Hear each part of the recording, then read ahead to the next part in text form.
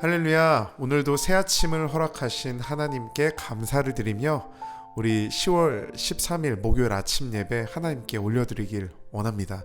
특별히 요즘에 날씨가 환절기잖아요. 그래서 일교차가 심하다 보니까 감기로 고생하시는 분들도 많고 저도 뭔가 코도 좀 훌쩍거리고 그렇습니다. 그래서 건강 잘 챙기시고 다들 무사하셨으면 좋겠습니다. 네, 우리 다 함께 사도신경으로 신앙을 고백하며 이 아침 예배를 하나님께 올려드리길 소망합니다. 전능하사 천지를 만드신 하나님 아버지를 내가 믿사오며 그 외아들 우리 주 예수 그리스도를 믿사오니 이는 성령으로 잉태하사 동정녀 마리아에게 나시고 본디오 빌라도에게 고난을 받으사 십자가에 못 박혀 죽으시고 장사한 지 사흘 만에 죽은 자 가운데서 다시 살아나시며 하늘에 오르사 전능하신 하나님 우편에 앉아 계시다가 저로서 산자와 죽은 자를 심판하러 오시리라. 성령을 믿사오며 거룩한 공예와 성도가 서로 교통하는 것과 죄를 사하여 주시는 것과 몸이 다시 사는 것과 영원히 사는 것을 믿사옵나이다. 아멘. 오늘 함께 나누길 원하는 말씀은 전도서 5장 8절에서 20절까지의 말씀입니다. 전도서 5장 8절에서 20절까지의 말씀 제가 봉독하도록 하겠습니다. 너는 어느 지방에서든지 빈민을 학대하는 것과 정의와 공의를 짓밟는 것을 볼지라도 그것을 이상히 여기지 말라. 높은 자는 더 높은 자가 감찰하고 또 그들보다 더 높은 자들도 있음이니라. 땅의 소산물은 모든 사람을 위하여 있나니 왕도 밭의 소산을 받느니라. 은을 사랑하는 자는 은으로 만족하지 못하고 풍요를 사랑하는 자는 소득으로 만족하지 아니하나니 이것도 헛되도다. 재산이 많아지면 먹는 자들도 많아지나니 그 소유주들은 눈으로 보는 것 외에 무엇이 유익하랴. 노동자는 먹는 것이 많든지 적든지 잠을 달게 자거니와 부자는 그 부요함 때문에 자지 못하느니라. 내가 해 아래에서 큰 패단되는 일이 있는 것을 보았나니 곧 소유주가 재물을 자기에게 해가 되도록 소유하는 것이라. 그 재물이 재난을 당할 때 없어지나니 비록 아들을 낳았으나 그 손에 아무것도 없느니라.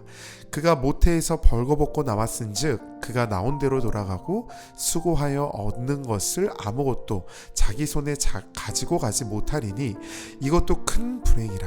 어떻게 왔든지 그대로 가리니 바람을 잡는 수고가 그에게 무엇이 유익하랴. 일평생을 어두운 데에서 먹으며 많은 근심과 질병과 분노가 그에게 있느니라. 사람이 하나님께서 그에게 주신 바 일평생에 먹고 마시며 해 아래에서 하는 모든 수고 중에서 낙을 보는 것이 선하고 아름다움을 내가 보았나니 그것이 그의 몫이로다. 또한 어떤 사람에게든지 하나님이 재물과 부요를 그에게 주사 능히 누리게 하시며 제 몫을 받아 수고함으로 즐거워하게 하신 것은 하나님의 선물이라.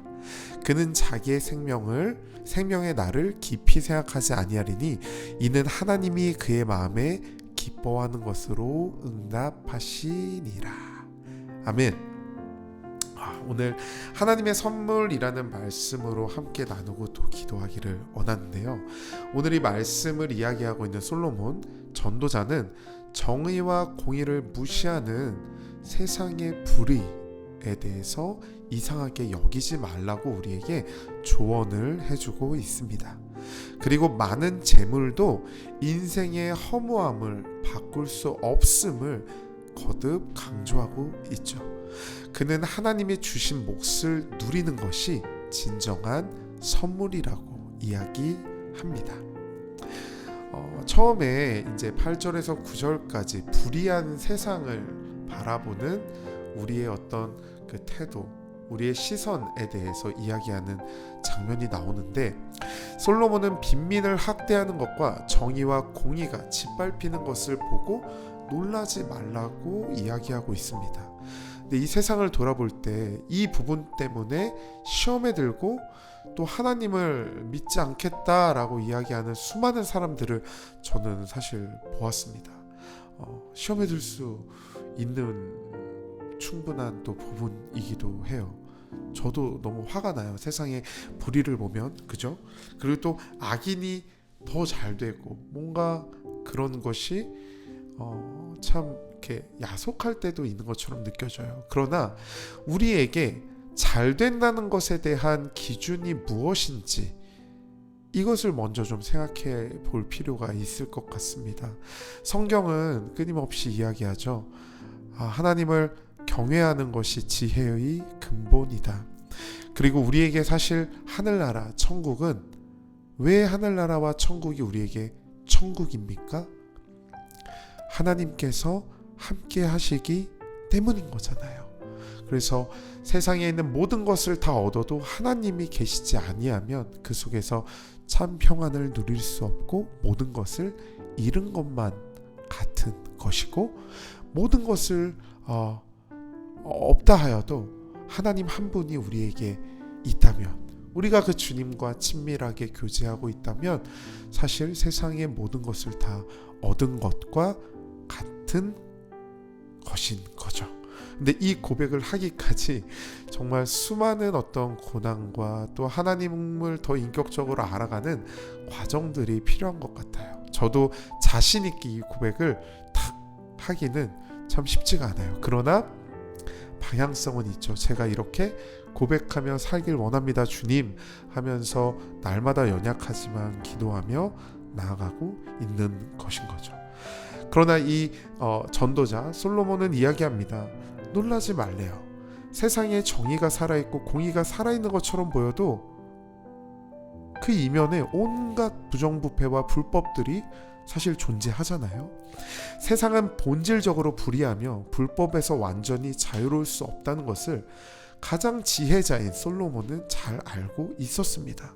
그러므로 우리는 최선을 다하여 우리가 해야 할 일, 우리 손에 맡겨진 일을 감당하되 우리 손이 미치지 못하는 과제와 세상의 부조리, 불합리한 것들에 대해서 하나님의 도우심과 섭리를 끊임없이 구하며 중보하고 기도해야 하는 것입니다. 세상 가운데 하나님이 그분의 공의로우심을 나타내실 것을 우리가 함께 기도하며 나아가기를 소망하는 아침입니다. 그리고 10절에서 17절까지 헛된 죄물에 대해서 이야기하고 있습니다. 솔로몬은 이 재물에 과도한 집착을 보이는 인생에 대하여 이야기합니다. 재물과 탐욕은 진리와 결코 함께 할 수가 없습니다. 바람을 쫓는 것처럼 재물에 대한 집착은 사람은 결국 소유할 수 없는 것들을 또 쫓아다니며 인생을 낭비하는 것이기 때문이죠. 그런데도 세상에는 돈의 애착에서 벗어나지 못하는 인생이 여전히 많아요. 그렇다고 제가 판단할 수 있는 자격이 되는 것도 아닙니다. 왜냐하면 저 또한 이 함정에서, 이 유혹에서 벗어난다는 것은 참으로 쉽지가 않기 때문입니다. 그래서 우리가 할 수 있는 것은 날마다 기도하는 것, 그리고 하나님께 지혜를 구하며 하나님께서 기뻐하시는 부가 무엇인지, 또 하나님께서 기뻐하시는 것 안에서 우리가 누릴 수 있는 행복과 또 재정들이 어떻게 되는 것인지 끊임없이 말씀을 보며 또 기도하며 예배하며 나아가는 것이겠죠.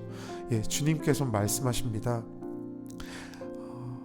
나를 사랑하는 것처럼 내 이웃을 사랑하라고 하고 계시죠. 우리가 주변에 있는 자들을 서로 돕고 또 서로 나누며 사는 것이 하나님께서 기뻐하시는 것이라는 것을 우리는 사실 잘 알고 있습니다. 그래서 이러한 삶들이 우리 안에 회복되기를 또한 기도해보는 시간입니다. 세상에는 돈의 애착에서 벗어나지 못하는 인생이 여전히 많다 그랬죠. 이렇듯 하나님께 영광을 돌리는 데 사용하지 않고 자신을 위한 재물에만 집착하기 시작할 때 그 재물은 아주 치명적인 독이 되어서 돌아오게 될 것입니다. 세상의 재물에 매이지 않고 하나님을 바라볼 때 비로소 삶의 허무함을 이길 수 있다고 지혜자인 전도서의 이 저자인 솔로몬은 우리에게 알려주고 있는 거죠. 성경에 기록되어 있는 거고요. 그래서 내가 가장 집착하고 있는 이 세상의 재물과 헤어나오지 못하고 있는 관계는 과연 무엇인지 하나님 앞에 있는 모습 그대로 나아가 구하고 기도하며 지혜를 구하는 우리가 되기를 소망해 봅니다. 그리고 18절에서 20절 하나님께서 주신 그 선물에 대해서 이야기하고 있습니다. 우리에게 주어진 모든 것은 다 하나님이 누리게 하신 은혜이자 축복입니다. 이 세상도, 이 세상에 지어진 모든 것도 다 하나님의 것입니다. 그렇기에 우리 인생 가운데 주어진 고난과 즐거움도 모두 다 하나님의 손에서 나오는 것이죠. 그리고 이렇게 믿는 자들이 하나님의 나라에 살고 있는 하나님의 백성, 구원받은 백성이라고 이야기할 수 있습니다. 그러므로 우리는 주어진 모든 것을 하나님의 축복으로 알고 성실하고 열정적인 자세로 살아나가야 합니다. 각자 주어진 환경 속에서 기뻐하는 것, 이것이 우리를 향하신 하나님의 뜻이기 때문입니다. 우리가 지난주가 바로 추수감사주일이었죠. 저는 이 시간을 통해서 굉장히 많이 또 생각하게 되는 시간이 되었어요. 사실 하나님께 대한 감사를 얼마나 많이 잃어버리고 살았는지에 대해서 깨닫는 주일이었고, 정말 사실 내가 누리고 있는 모든 것들이 당연한 것이 아닌데 정말 많은 것들을 잊고 있었더라고요. 그래서 다시 한번 하나님께 감사하는 것이 또 회복이 되면서 기쁨과 감사가 넘치는 것들을 누리게 되었어요. 제 안에 있는 환경과 어려움은 여전히 있더라고요. 그대로지만 이 마음이 하나님께서 주시는 평안으로 바뀌었을 때 되게 감사했어요. 이것이 하나님께서 우리에게 주시는 그 축복이고 선물이라는 것을 깨닫게 됩니다. 고난을 통해서 하나님을 바라보는 것, 이것이 우리 안에 축복이라는 것. 사실 저도 고난이 없었다면 그 감사하지 못하는 이유가 수많은 어려움과 고난 때문이잖아요. 그러나 이 고난을 통해 내가 감사하지 못한 나를 발견하고 하나님 앞에 회개하며 또 마음 가운데 주님이 주시는 은혜를 경험한다는 것, 이것이 정말 얼마나 큰 축복이고 선물인가에 대해서 다시 한번 생각하는 시간들이 되었습니다. 나의 고난 가운데 발견한 하나님의 축복이 여러분도 있으십니까?